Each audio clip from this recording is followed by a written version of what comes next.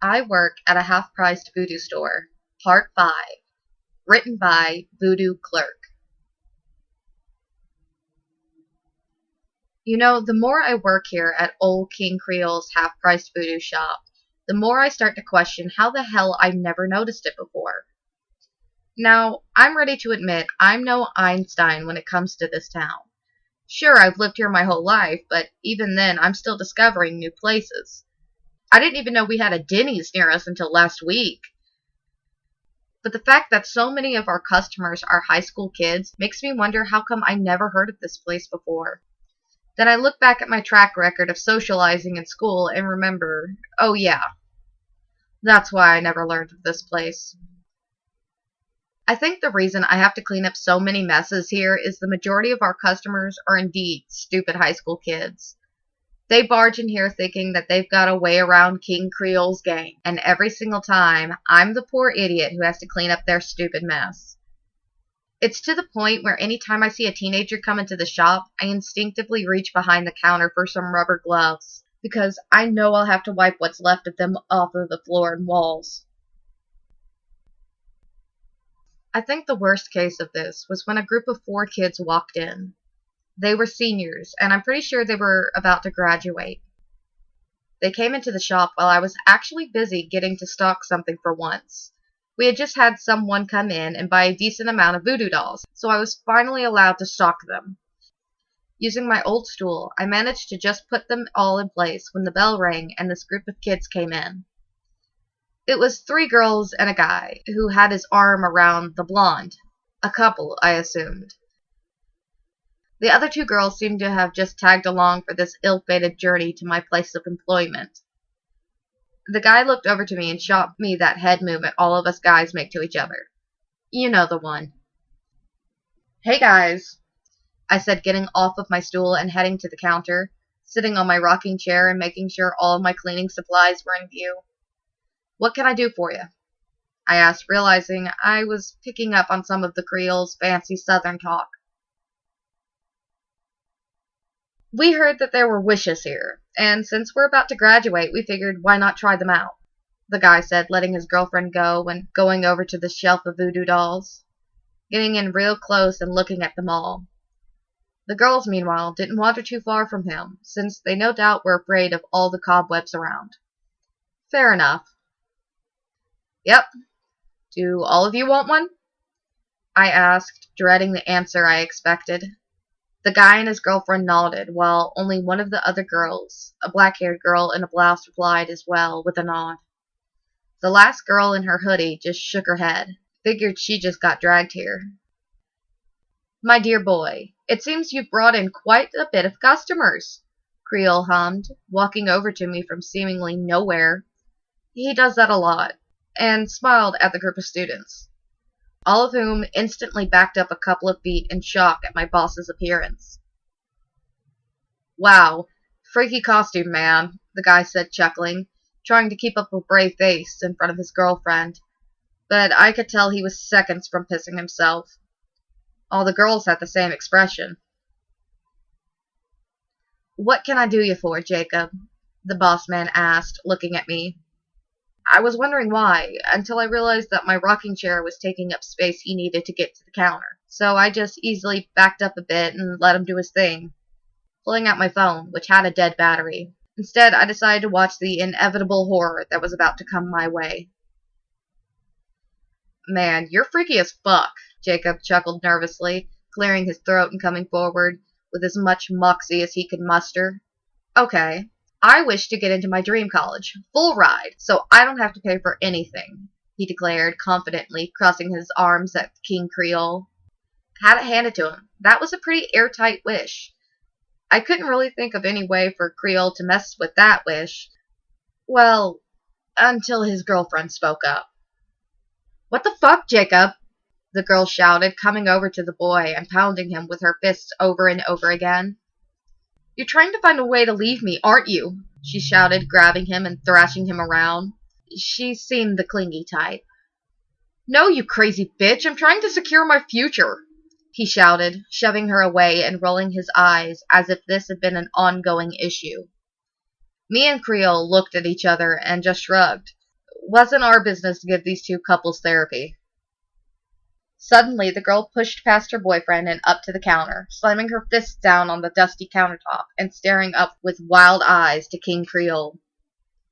I wish that Jacob would never leave my side, she shouted, causing Jacob to come over and grab her, pulling her away from us. Well, King began, bringing his hand up and starting to rub his chin.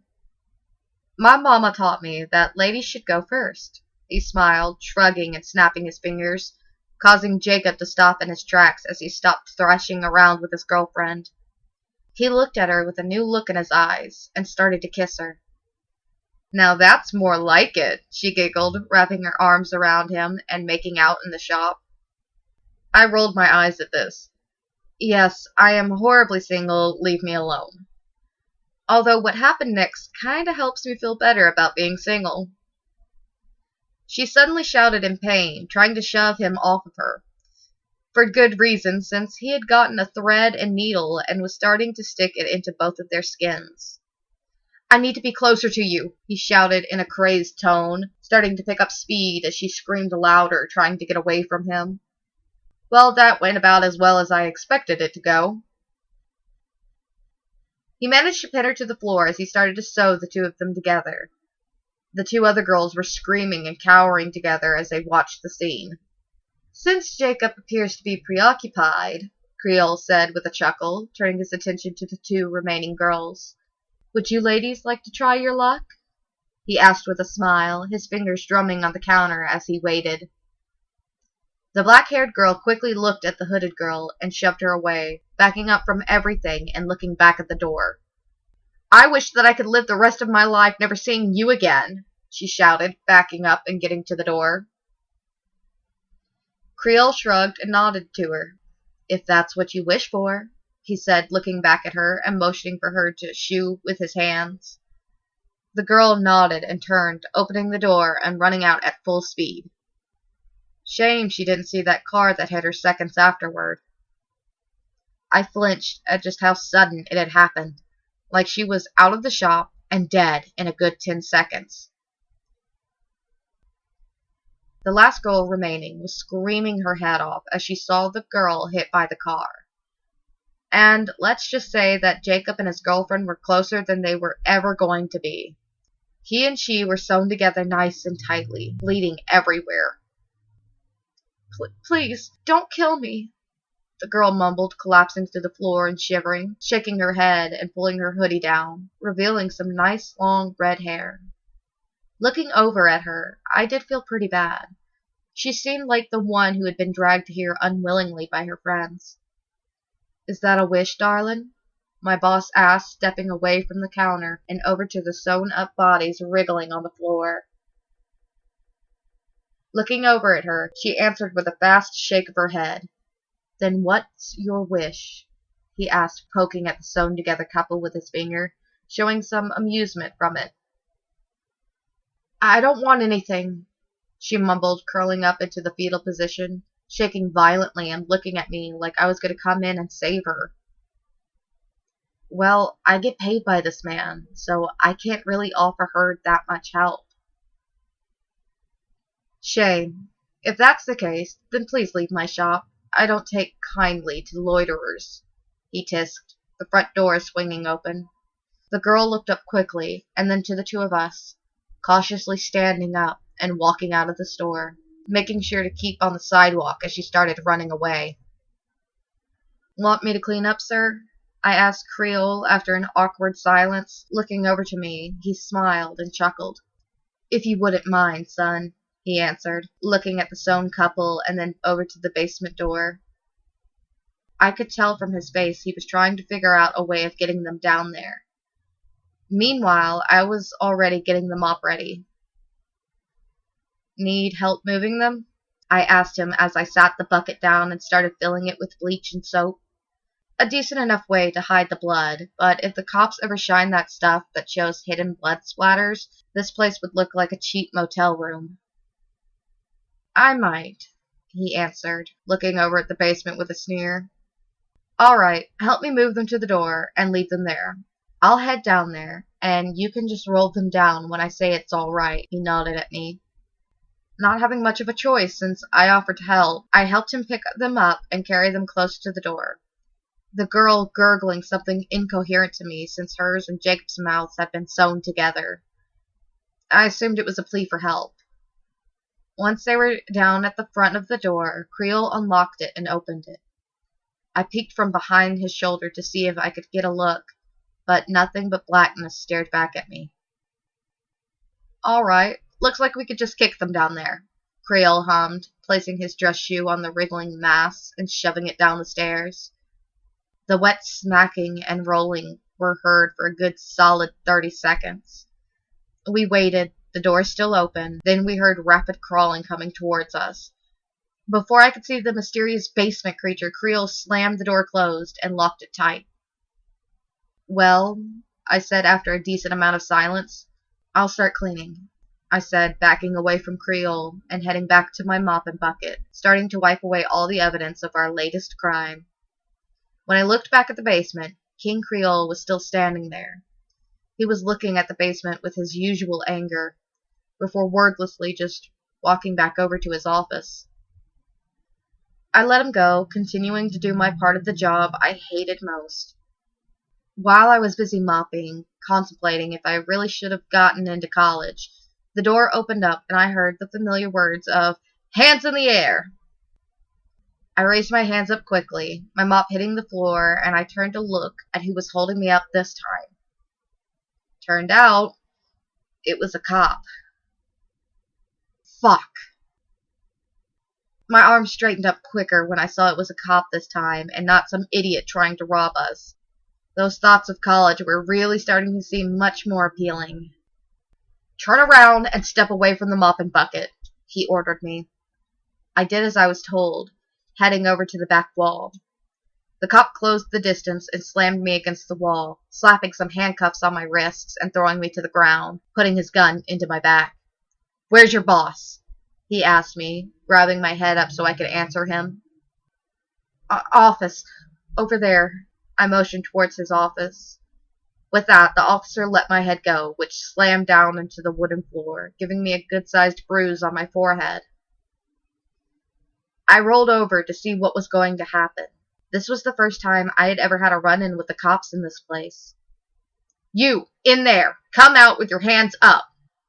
the officer shouted, gun trained on the door, and waited for anyone to comply with that order. I, meanwhile, strained to try and see what was going to happen, when suddenly my arms went limp, and I was suddenly free of my cuffs. Pulling my hands out, I looked down to see the voodoo doll template holding the cuffs. Turns out that thing doesn't hate me that much after all. Opening the door, Creel stared at the gun in his face, and then over to the officer, his stitched mouth in a smile as he looked at the man. "Rookie, your sergeant should have told you that you're not allowed in here." He sighed, looking past him to look at me on the floor. "And assaulting my employee? Shame on you." The voodoo man sighed, suddenly getting grabbed by the officer and tossed onto the floor quickly. "Keep your mouth shut, you fucker. What did you do with the body?"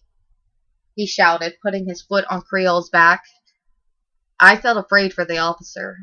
Handling King Creel like this in his own shop would not end well. And end well it did not.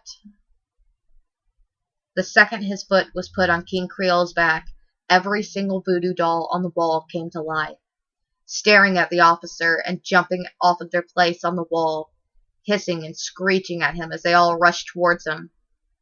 The officer looked at the sound of the noise and let out a shout as he tried shooting them.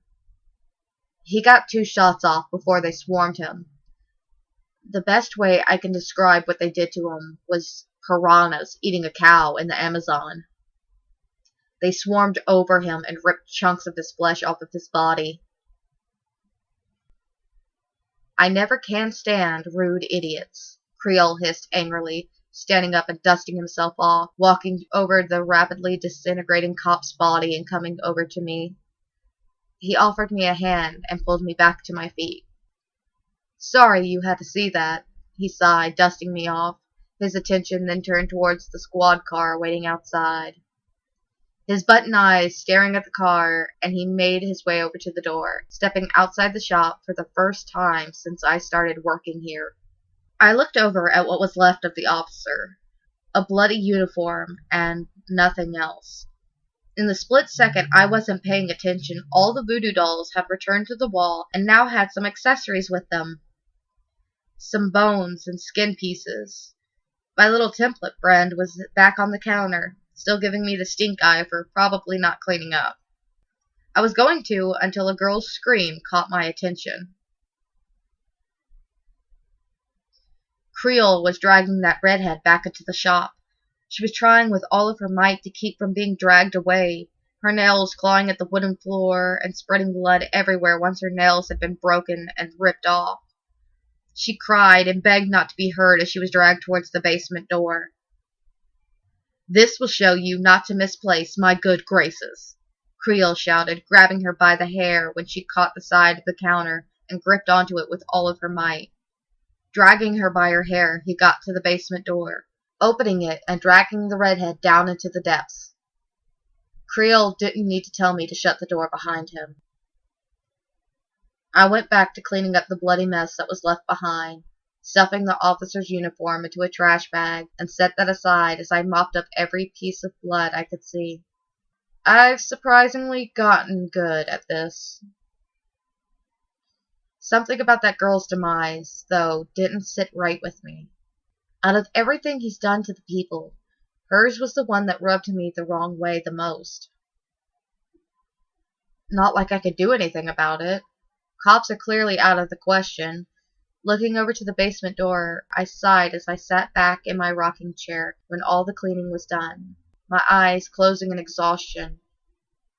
I didn't get much rest before Creole returned after nearly an hour and a half, blood on his suit and pale face. I swallowed hard as he came over to me, staring at me with those blood-spattered button eyes. "Travis, my boy, you've been so very helpful these past few months that I think a raise is in order." He smiled, his yellow teeth back to being sharp fangs. "How about $30 an hour?" he hummed, tilting his head at me. I looked back at him with a bewildered look, quickly nodding without thinking. He smiled and rustled my messy brown hair and pulled out my pay for the week. "Take tomorrow off," he ordered when I took my pay. I looked up at him and nodded quickly. No way in hell I was going to question him. Packing up, I unstuck my pin and took the officer's uniform in the trash bag and threw it away, making my way home as I sighed hard and rubbed my face as I thought about that poor girl being dragged into whatever hell awaited her down in that basement.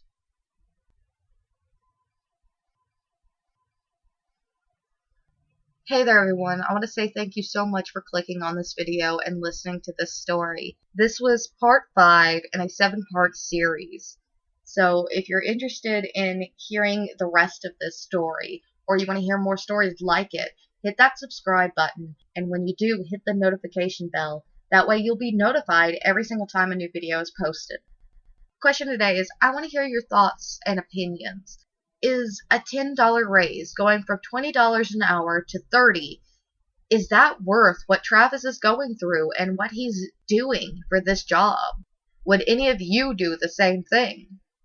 I'm not sure that I would, considering that we still don't know what is in that basement. Who is this woman, and why does she make King Creole so mad?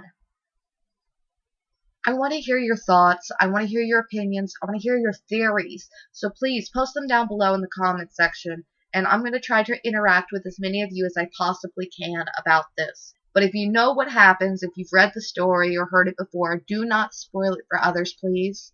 This is one of my favorite all-time stories, and I'm going to be sad when it comes to an end. But I have recently found out that there is an extension, a second part, a second series to this story.